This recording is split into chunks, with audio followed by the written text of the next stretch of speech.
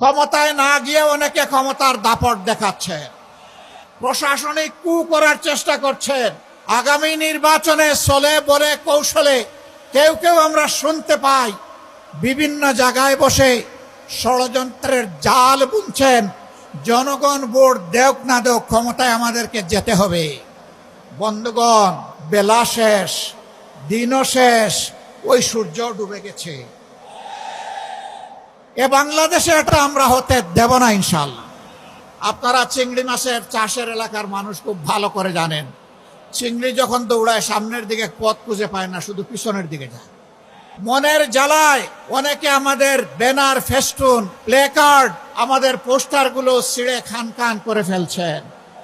রাস্তার পোস্টার ছিঁড়তে পারবা, বুকের পোস্টার ছিঁড়তে পারবা না। দিশাহারা হয়ে, হতাশ হয়ে, ক্ষুব্ধ হয়ে চূড়াগলিতে কেউ যদি হাঁটার চিন্তা করেন, প্রয়োজনে আরেকটা 5 আগস্ট অনুষ্ঠিত হবে ইনশাআল্লাহ।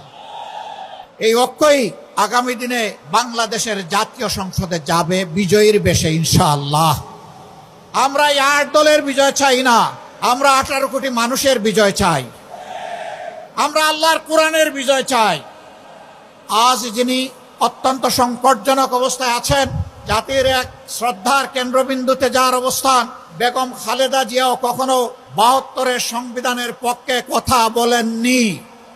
যারা এই দুইজনকে ভালোবাসেন তারা কেউ আর ভুলেও 72-এর এই ফ্যাসিবাদী সংবিধানের কথা বলবেন না। সম্মানিত বন্ধুগণ, আজকে আপনারা যারা এখানে এসেছেন তারা খুলনার জনগণের, আপামর জনগণের প্রতিনিধি হয়ে এসেছেন।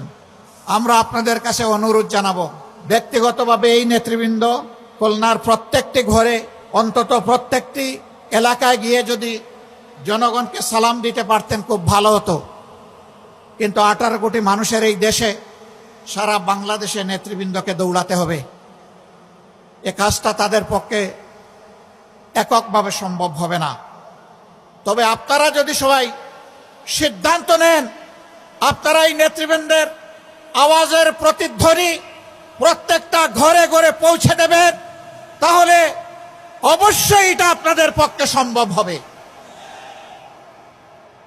এই নেতাদের অ্যাম্বাসেডর হয়ে আপনারা সকলে এখন থেকে প্রত্যেকটি গ্রামে, প্রত্যেকটি ঘরে ছড়িয়ে পড়ুন। জনগণ আলহামদুলিল্লাহ আপনাদের পাশে আছে।